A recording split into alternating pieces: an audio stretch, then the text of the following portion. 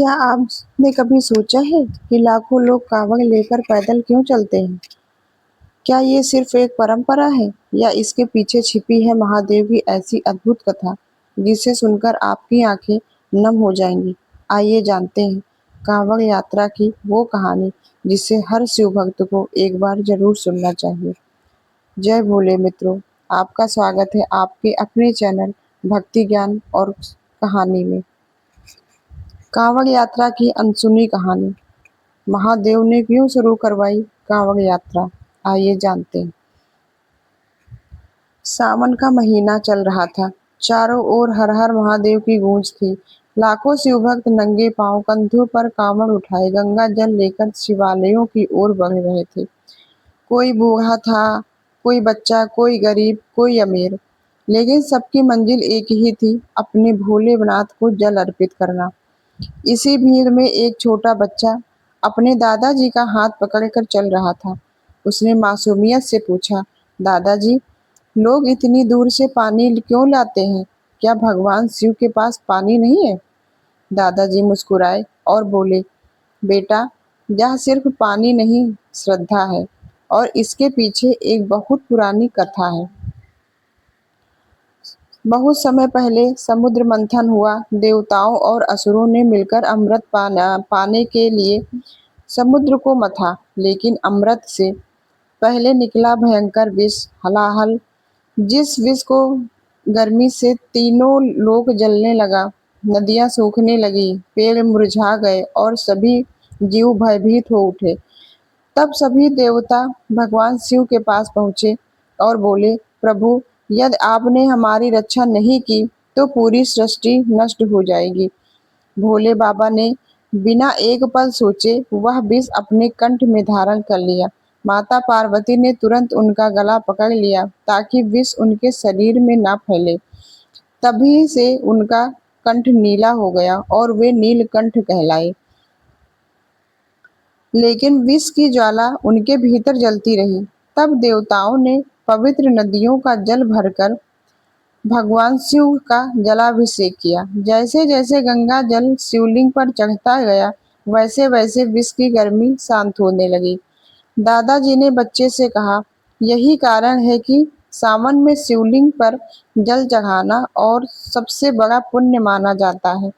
समय बीतता गया, लोग इस घटना को याद रखने के लिए दूर दूर से पवित्र नदियों से जल भरकर शिवजी को अर्पित करने लगे। धीरे धीरे यही परंपरा कांवड़ यात्रा के रूप में प्रसिद्ध हो गई। लेकिन कहानी यही खत्म नहीं होती।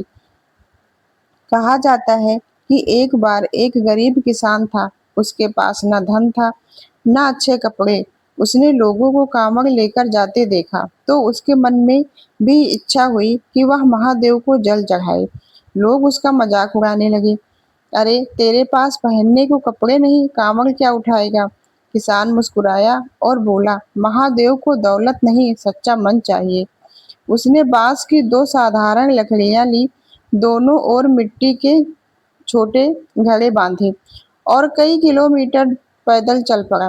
रास्ते में उसके पैरों में छाले पड़ गए, भूख लगी, प्यास लगी, लेकिन उसके होठों पर बस एक ही नाम था, हर हर महादेव। जब वह मंदिर पहुंचा और शिवलिंग पर जल चढ़ाया तो उसकी आंखों से आंसू बहने लगे। उसी रात उसे स्वप्न में भगवान शिव ने दर्शन दिए। महादेव बोले, वत्स, तूने मुझे जल नहीं, अपना विश्वास अर्पित किया है। जिसने सच्चे मन से एक बूंद जल भी चढ़ाया, वह मुझे हजारों सोने के कलशों से भी अधिक प्रिय है। सुबह जब किसान उठा तो उसके जीवन की परेशानियां धीरे धीरे दूर होने लगी। उसकी मेहनत रंग लाई, खेतों में भरपूर फसल हुई और उसका परिवार सुखी हो गया। लेकिन उसने कभी भी यह नहीं कहा कि यह चमत्कार था।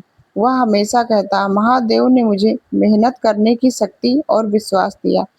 दादाजी ने बच्चे की ओर देखा और कहा, याद रखना बेटा, कांवड़ यात्रा सिर्फ पैदल चलने का नाम नहीं, यह धैर्य, अनुशासन, सेवा, संयम और श्रद्धा की यात्रा है। बच्चे ने मुस्कुराकर कहा, अब मैं समझ गया दादाजी, लोग पानी नहीं, अपना प्रेम लेकर आते हैं। दादाजी की आंखें भर आई।